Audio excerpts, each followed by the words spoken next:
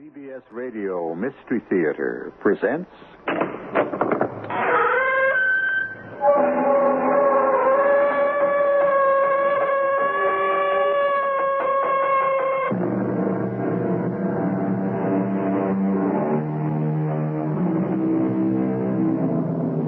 Come in. Welcome. I'm E.G. Marshall. Many of you within the sound of my voice will be present at the birth of the 21st century. Some among us were born a little too early for that. We'll just have to sit around and guess what life in the 2000s may be like. And one person's guess is as good as another's, except for the scientists who claim to have sort of an inside track on the future. They think, some of them, that they know where we're headed. Mike! The instruments here are going crazy. I think what we've been suspecting all along may already be happening, Doctor. I'm almost sure of it. Get into your choppers and head north immediately. Don't stop for a thing. It may be the end of the world.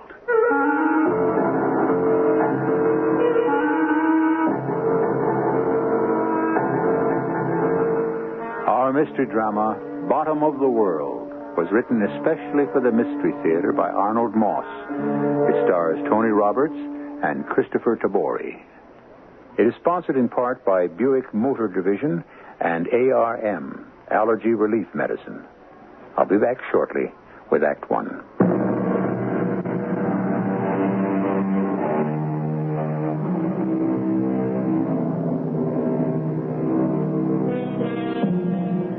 It's a peaceful spring morning. The year is sometime in some century of the future. Three men are seated in a glass fishing boat. The high-powered motor is speeding them to the middle of a huge freshwater lake. At this moment, they are some 3 miles from the nearest shoreline. The oldest of the three men smiles at his two younger passengers, nods, and gears the motor down to a slow idle. Bob, JJ, I think this is it. How can you tell, Dr. Burns? I've been here before. Yes, this should be an ideal spot. So this is where the fish are, Doctor? Fish?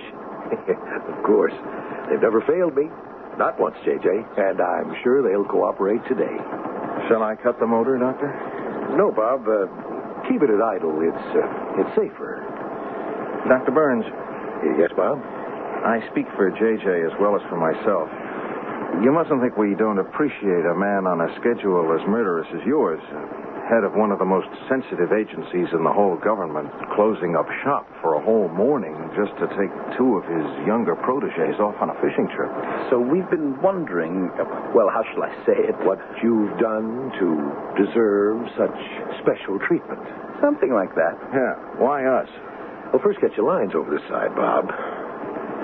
Let's see. You've been with the command, how long? 3.5 years? Nearly 4. And you, JJ? Nearly 15 months now. The Strategic Sea Command, the SSC, thinks you're both just about tops. Oh, thank you. And that's why I brought you out here today to the middle of this lake. To talk. Only incidentally to fish. Is it safe? Well, the boat's been gone over from stem to stern. Clean, no listening devices. We'll keep the motor idling. So what we say will be for our ears only. Now listen, both of you. To begin, you both know what our energy situation is. Of course. The last drop of oil was drained out of the entire planet way back in the year 1998, wasn't it? Fissionable material for any nuclear energy is almost gone. Fossil fuels exhausted. Wind and tidal energy is neither dependable nor sufficient. And our last hope, energy from the sun, hasn't worked out the way we'd hoped. Not quite. You know that back in the 1970s, we started to investigate the possibilities of oil in the south polar area of the sub-frigid zone. Yeah, but we failed. It was impossible to reach whatever may have been there, if there was anything to begin with. That's true. After all these years, we're trying again. We are. 2 weeks ago, we started drilling. We're drilling at this very moment for what could be billions of barrels of oil. Our technology has improved to where we think we may have an even chance of success. in the South Polar area? Why are you telling this to us? What's that noise? Where do you come in? By the front door, like everyone else. After all, it is a private restaurant. I'm told they have a new chef. Yes, who specializes in preparing seafood. Yes, exactly. A little expensive, but it's worth every cent. I eat every chance I think whoever was in that plane has gone, so we can continue. Now, to answer your question, where do you come in? The SSC is sending you both down there to report on whatever progress we may be making. Yes, but surely your technical crew keeps you informed. We're in constant radio contact with them. Mike Gonzalez is one of the best in the whole command. Not only an engineer, but a bit of a poet, too. Then, excuse me for asking, Doctor, but They are very much aware of what we're up to. Their noses are out of joint because of it. And they will stop at nothing, absolutely nothing, to prevent us. That and something much more serious. Which is? The sub-frigid ice sheet, as you well know, covers over 5 million square miles. How thick it is, how deep down it goes, is anybody's guess. Anything that would cause that huge continent, that solid block of blue ice, to slip, to break up, to disintegrate, would mean the end of all of us, wouldn't it? But all. The way it probably happened 20,000 years ago. The last ice age. Any slippage of the ice sheet, any breaking of this tremendous mass of mild, thick ice, would result in gigantic tidal waves all over the globe. Which would cause sea levels to be raised to what? 40, 50 feet? We estimate hundreds of feet, maybe even thousands. What would happen to our cities? I suppose most of them would wind up at the bottom of the sea. It's only the beginning. As these gigantic blocks of ice keep rushing to the north, melting almost not at all, their white, snowy surface would reflect solar energy back into space. And the entire atmosphere around us would be chilled way down below the freezing point. Way down below. Yes, but Dr. Burns, why would they consider doing anything like that? I mean, even if they could make it happen, they'd be out of their minds. They would consider it, Bob. And they could make it happen. There's not enough space on this globe for both them and us. Yes, but wouldn't that be the end of the world for them, too? No, not by a long shot, Bob. Unfortunately for us. Your job, my friends, is to prevent this if you can. When do we leave, Dr. Burns? Tomorrow morning. Meantime, J.J., you have a nibble at the end of your line. Pull it in. Slowly. Slowly. Oh, it's a big one. Hold on to it, J.J. Careful. Here it comes. Look at the size of it. Oh, what a beauty. Wait a minute. Don't touch it. All right, what is it? Fastened onto its side. Look, a tiny microphone.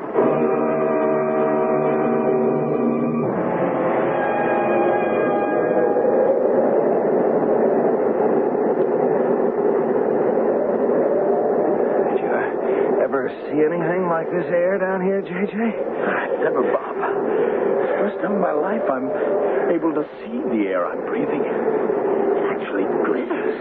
It's the ice crystals falling through the air. I remember reading about it.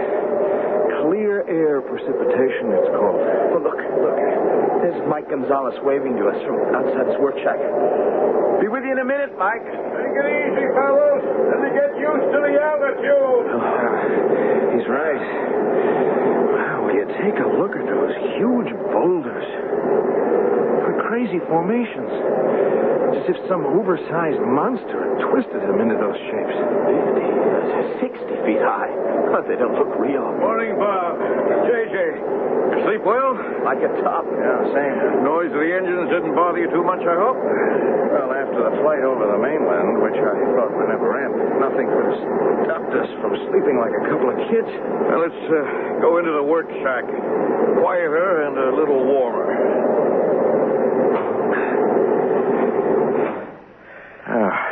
Some hot coffee? Oh, no, thanks. No, we just finished breakfast. Little trouble with your breathing, J.J.? A little. Yeah, the altitude. 10,000 feet above sea level. Just take things easy till your bodies get used to it. Now, let's talk about ice sheet. It's been thickening into a solid mass at the rate of over 5 feet a year. For how many years? No one knows for sure. We've already taken ice out of the drill hole that's 27,000 years old. 27,000 years old? And we've only drilled down into a little over a mile of ice.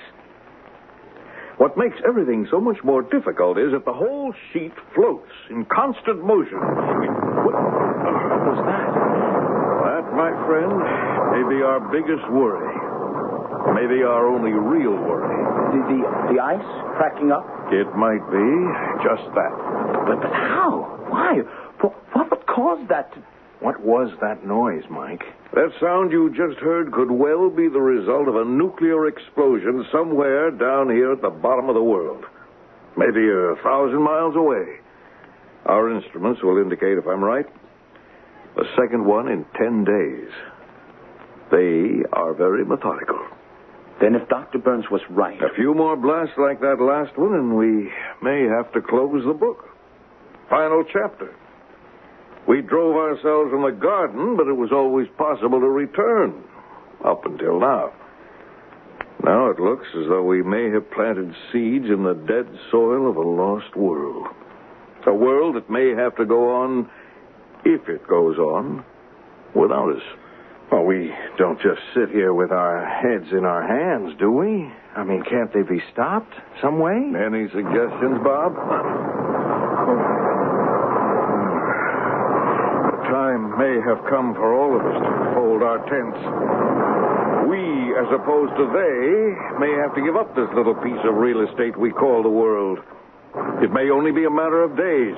And meanwhile? Meanwhile, we prepare to get out just as fast as we can. Not only from this place here, but from the entire planet, while we still have the chance.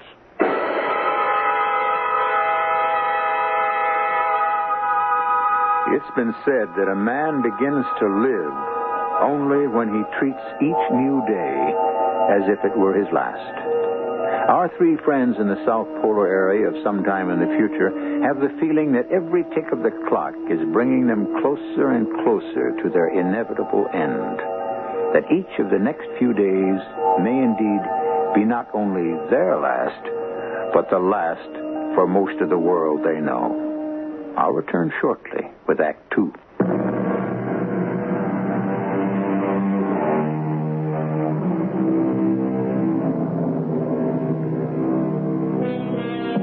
And God saw everything that he had made, and behold, it was very good. And on the seventh day, God ended his work, which he had made. Genesis chapters 1 and 2. But turn a couple of pages, and we read, And the Lord said, I will destroy man, whom I have created, from the face of the earth, both man and beast, and the creeping things, and the fowls of the air. For it repenteth me that I have made them. Might this be the thought going on in the minds of the three men in the South Polar area of the sub-frigid zone at some time in the future as they listen to... It may be only a matter of days. And meanwhile? Meanwhile, we prepare to get out just as fast as we can. Not only from this place here, but from the entire planet while we still have the chance. And the first thing we do is to make contact with headquarters at SSC, Dr. Burns. And then I'm almost certain that all hell will break loose up there. Here goes. We've got over 1,000 rocket ships on the alert, ready to take off on an hour's notice, just for the eastern seaboard alone. Did you know that, Mike? Each one capable of taking on 1,000 passengers. Total 1 million. That's quite a few people. 1 million? Pretty small number for this particular job. Remember, there are over 10 billion of us all over the globe. Calling ODF. SSC calling ODF. Yes, I've got him. If I can just clear this channel. Burns of the Strategic Sea Command, Operation Deep Freeze. Are you there, ODF? Dr. Burns? That you, Mike? Yes, Dr. Burns. I was just trying to get through to you. I thought for a minute they might have jammed our wavelength. Am I coming in clear? Very clear. What the devil's going on down there, Mike? Why do you ask, Doctor? We've got some of those strange readings we got last week. The instruments are going crazy. In fact, there have been 2 sets of readings this morning, only minutes apart. What's up, Mike? I think that what we've been suspecting all along may already be happening. Yes, I'm almost sure of it, Mike.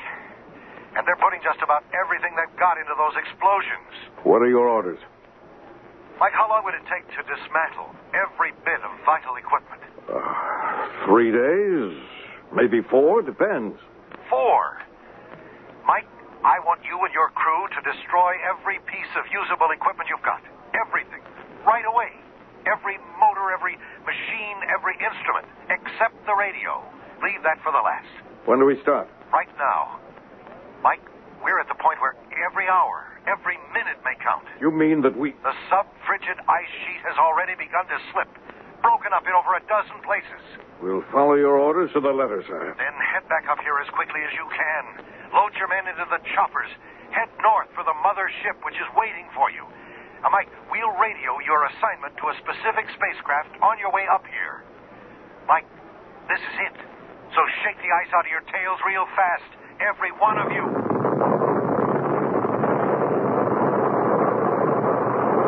Mike, I heard that. And the instruments have gone absolutely berserk. What's happened? Mike, what's happened? Answer me. Are you all right? All of you? Answer me. Answer.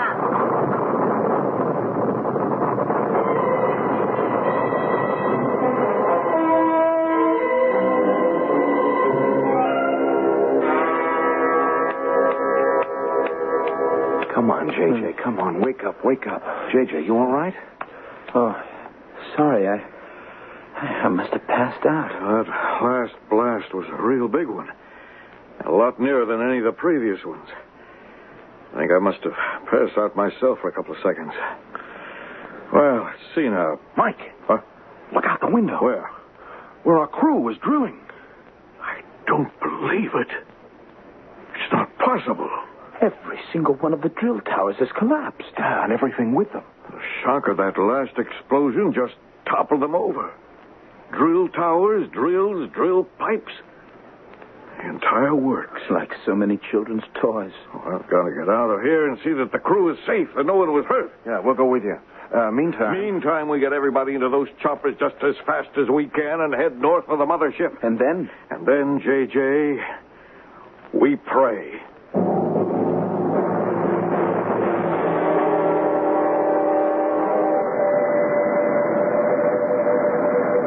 We can all of us count our blessings. So far, thank heavens this mothership was waiting for us. Yeah, and here we are in it. Headed for where? Any idea, Mike? Specifically? No. All I know is that we're safe, that we get on one of the 1,000 rocket ships that are waiting for all of us. We head out into space in the direction of... In the direction of where? Your guess is as good as mine, J.J. There are a million stars twinkling out there in space. Other planets, other universes, even other galaxies. They go on forever, just swishing their way around infinity. And we'll be speeding towards some tiny star out there that we know in advance can sustain our kind of life. Well, that's the whole idea. Start our civilization all over again. How did they ever get to the point where they could make all this happen? Oh, who knows? Some accidental freak of nature, then developed by a kind of planned breeding into a completely new race. A race that can withstand every extreme of temperature, from 200 below zero to 200 above. And their ability to survive either in the air or underwater. How do we explain that? Who knows? By some weird process of selective evolution, they managed to breed themselves into cold-blooded vertebrates who look just like us, but act biologically like amphibians. Like frogs and salamanders. Exactly. With both gills and lungs at the same time. Breathing partly through those thick skins of theirs. Yeah, but nothing can penetrate. Well, almost nothing. I suppose their ability to change their voices at will to sound exactly like us, or as if they were speaking from underwater, has to do with the fact that they are amphibians. Maybe. I wish we knew where we were, how close we are to our destination, wherever it is. If they hadn't blacked out every porthole, every window. That's a security measure, J.J. Yes, I know that. Gentlemen, will you please fasten your safety belts? We're about to get some of our questions answered, I think. The captain has asked me to tell you that we are within a few minutes of landing at our predetermined base. After we land, you are asked to remain seated until the aircraft has come to a complete stop. Yes, but stop where? You're about to find out. All occupants will then proceed across the east runway to one of the rocket ships which is awaiting you. He hasn't said which one. Patience, J.J. And when he tells us which one, how do we find it? Proceed across the east runway? We have just received from SSC headquarters the designation of your particular rocket craft. Here he goes. The rocket craft reserved for passengers aboard this ship is Beta Epsilon number 203. I repeat, Beta Epsilon 203. It can be reached by boarding ramp C on your right across the east runway as you exit. Thank you. Yeah, did you get all of that, J.J.? Boarding ramp C on our right across the east runway to rocket craft Beta Epsilon 203. Couldn't be clearer. Right, now fasten your safety belt. Sorry. Brace yourselves for landing. Here it comes.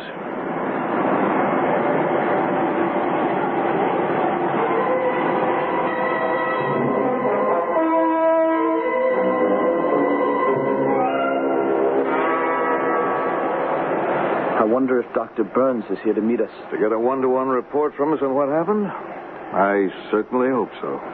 You got all your things, J.J.? Uh-huh. And we're about to come to a stop.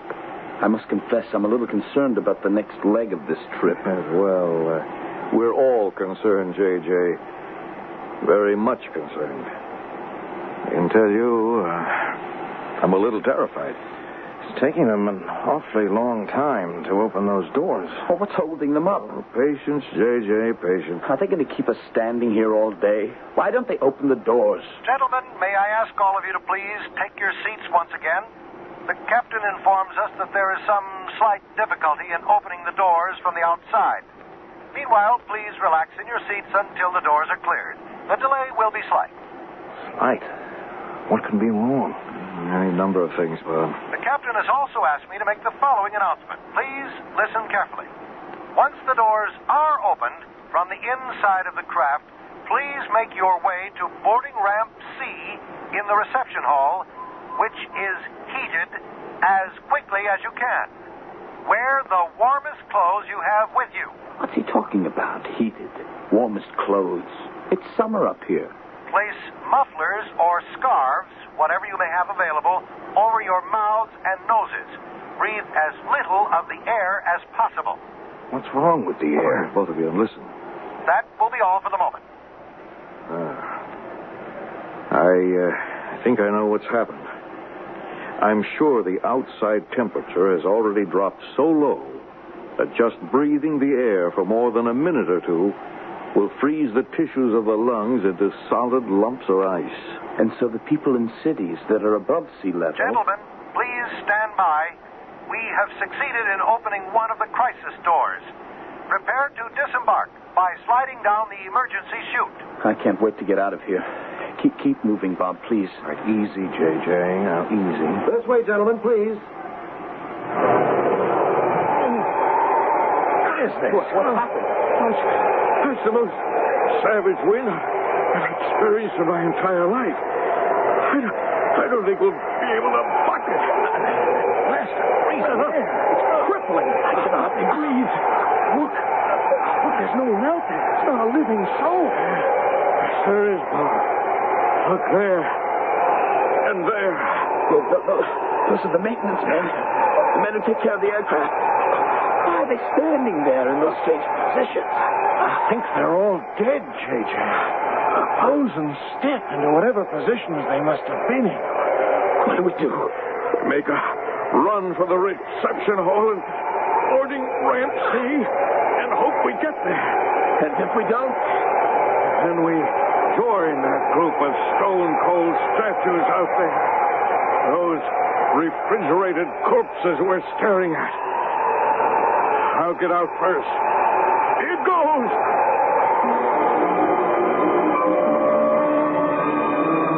Our three scientists make a dash toward survival to catch the transportation that will carry them away from a planet that's quickly collapsing about them. This, in the hope of colonizing a brave new world in the outermost reaches of space, a place safe from annihilation by a new race of destructive beings who want the world for themselves. I'll return shortly with Act 3.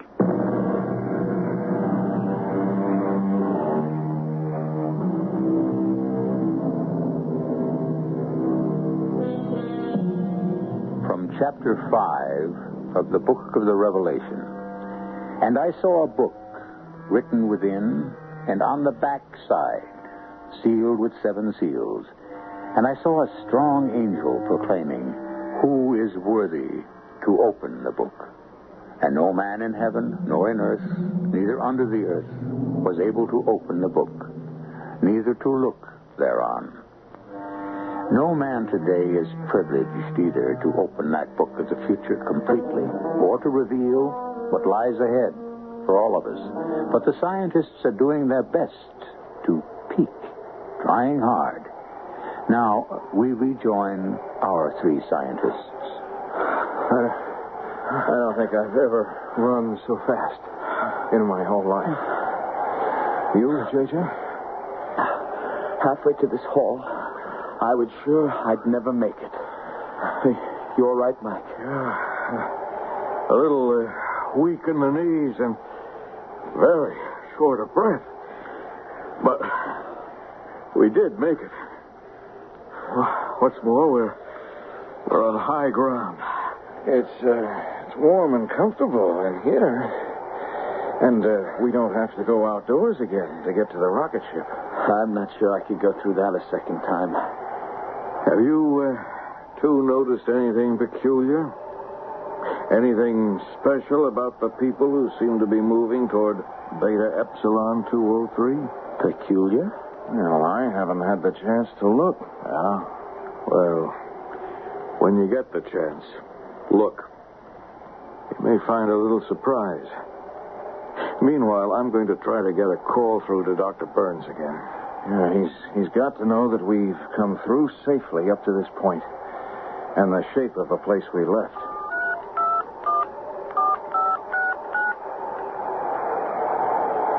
What's happening, Mike? Nothing. Absolutely nothing. This number doesn't answer. Mike, do you suppose that...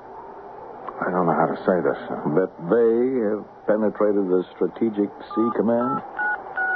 But neither Burns nor the SSC exist any longer? Well, there's always that possibility. You got no answer, Mike? No, nothing. Just silence. Dead silence. Well, we'd better move along to Beta Epsilon 203.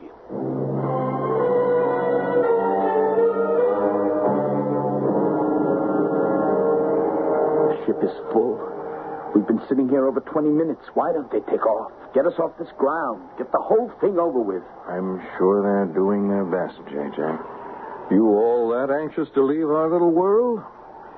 This is no round trip, you know. It's one way, all the way. They're welcome to what's left. Good riddance. Well, let's face it. I mean, we don't have much of a choice. We couldn't possibly stay alive here. They can, but we can't. And, well, sooner or later... Yeah, let's count ourselves among the lucky ones. Lucky to be able to leave. There are millions of other men and women who'll never make it. You're both right, of course. You got your wish, J.J.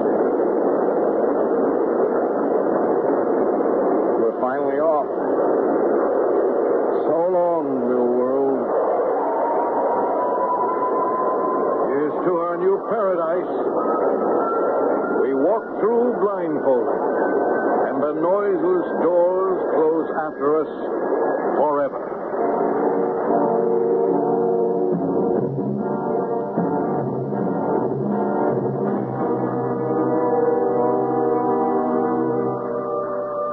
As to being among the lucky ones, has either of you had the time or curiosity to take a peek at any of our fellow passengers? I have, and I must say I'm very impressed. Yes, I've noticed, too. Some of the leading brains and creative talents from all over the entire world. I've already counted 8 Moonstone Prize winners, half a dozen recipients of the Literary Scroll of Honor, the presidents of 5 different countries. Yes, I saw them as they were coming on. You know, this is quite possibly the most distinguished shipload of passengers that ever existed. 1,000 of them. About as many men as women. A good half of them young enough to help populate a brand new world. What you might call extremely careful planning. Indeed. Putting the leaders of the world, the ablest, the most creative, the best minds and bodies. I've seen a few gold medal athletes, all on the same carrier, all headed for the same place. It's absolutely brilliant. And we are lucky to have been chosen. Who do you suppose thought of this? Who was responsible for it, Mike? I have no idea, Bob. And I hope you're right. Right, about what? About how brilliant an idea this was. You'd think Dr. Burns would be on board, wouldn't you? Maybe he's in one of the other sections of the ship, which would explain why we couldn't reach him. Yeah, could be. Ladies and gentlemen, welcome aboard Beta Epsilon 203. Listen. The captain has asked me to tell you that our planned destination is Galen 2683 of the galaxy of the Lapithee.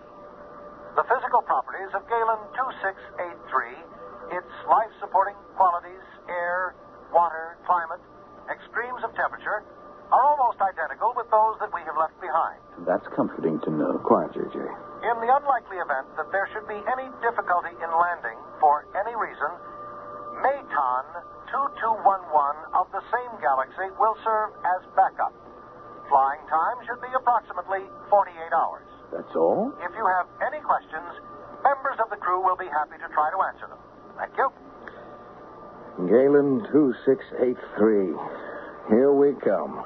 Will the following passengers please identify themselves by pressing button B at the right of their seats? Mr. Michael Gonzalez, J.J. Porter, and Robert McDonald. I've got the button right here. I'll get it. There is a voice message for you 3 gentlemen. Kindly connect by pressing button F as in Frank. Thank you. As in Frank. There we are. Who could possibly... Mike, Bob, J.J. This is Burns. Dr. Burns. What do you know? Are you all right? You take it, Bob. Yes, we're just fine, Dr. Burns. How about you? Fine. We're certainly happy to hear your voice. We tried to reach you before we left. We had a little difficulty. That's understandable under the circumstances. I suppose you'd like to know how we At are. the moment, I would like to know nothing. Yeah, let me talk to him. Dr. Burns, this is J.J. The passenger list on this ship seems to be very special. We thought you might be on it. Obviously, I am not. And of course, none of you has any idea why. Or have you? What's the matter with him? He sounds funny. Mike Gonzalez here, Dr. Burns. I'd like to venture a guess why you're not here. Yes? Are you free to speak? Just answer yes or no. The answer is yes. Now listen to me, the 3 of you. You've noticed that your fellow passengers are people most capable of starting a new civilization. They will never have that chance, unfortunately. Why not, Dr. Burns? Because none of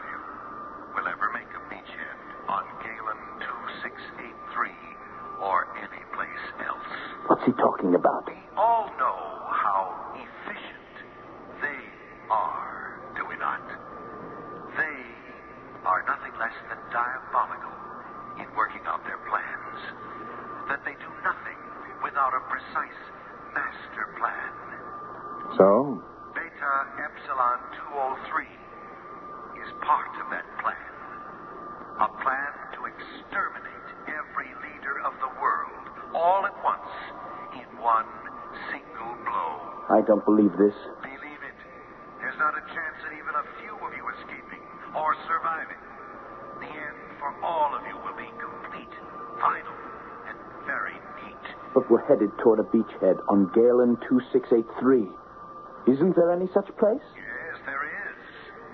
But not for you. In a short while, the rocket ship you're traveling on will explode, will disintegrate into space. Not a shred of any of you will survive. That's not possible. It's possible. Because that's the way we planned it. We? We. Those that you call they.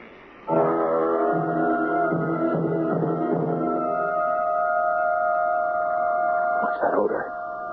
What is that? It's like burning rubber. No idea. Ladies and gentlemen, you are not to be alarmed by what seems to be the smell of burning rubber. It is routine at this stage, as is the mild turbulence you may be experiencing. Mild? We're being bounced around like... Easy.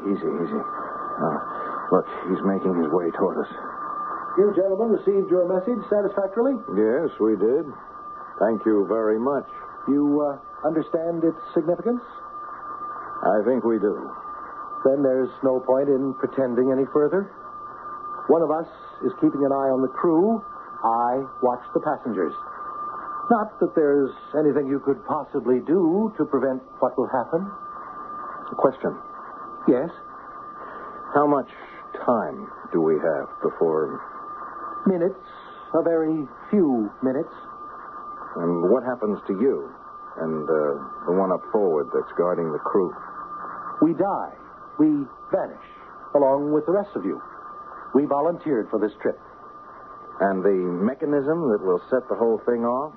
The explosion, the disintegration? Right here, right over your heads. The captain is the only one who would know how to deactivate it. And he's not free at the moment.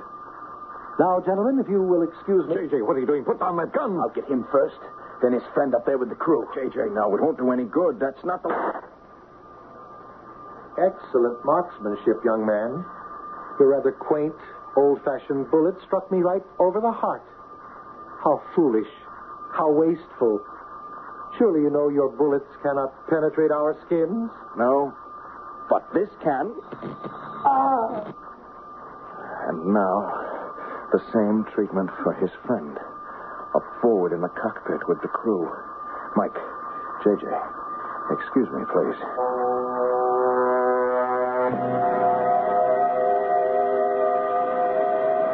You sure it's all right, General Dukes? Just make yourselves at home. Not too crowded? All three of us here in the control booth? Oh, plenty of room and a much better view. If it hadn't been for you, Mr. McDonald, and your laser gun, there wouldn't be any view.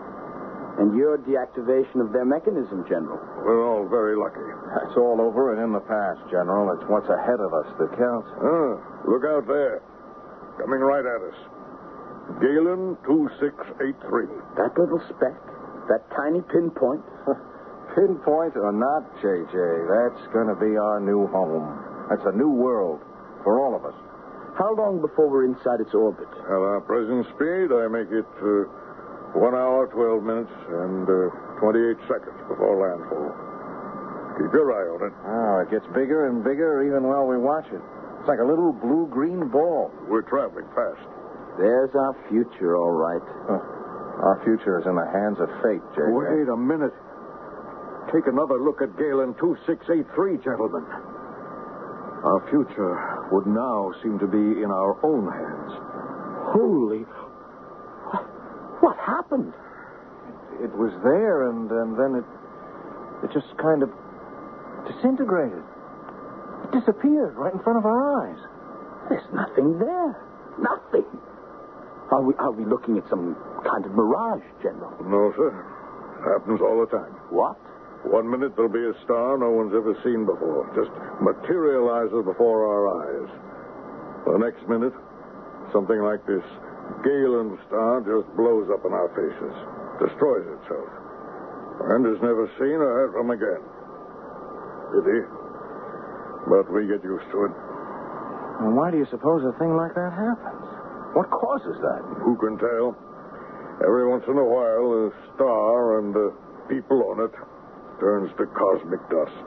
Well, what's our next procedure, General Dukes? From this point, we veer to 28 degrees, 34 minutes, 2 seconds to starboard, and hope we can reach Maton 2211. And also hope that it's still there when we get there. I got a question, General.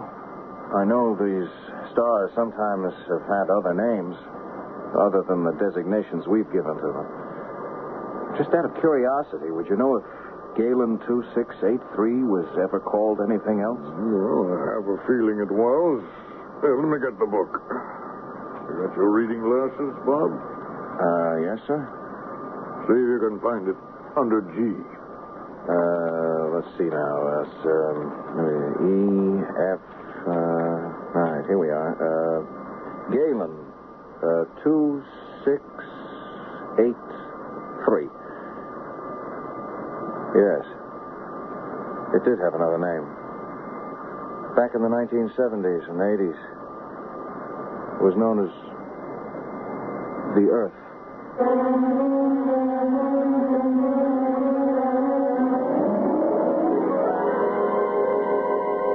As J.J., Bob, Mike, and their companions hurtle through space, bound for an obscure star hidden away in an endless cosmos, we wish them Godspeed. A journey that started in the frozen, sterile wastes of one world will terminate, we trust, on the less barren, welcoming soil of another, where they can build an exciting, fresh new world by profiting from some of the mistakes of this one. I'll return shortly.